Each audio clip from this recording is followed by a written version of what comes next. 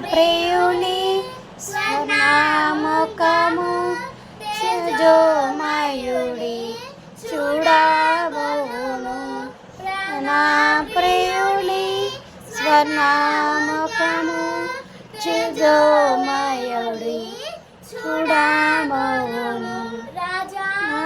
రాజు మాందికుడై మేఘవాసనుడై వచ్చుచున్నాడు.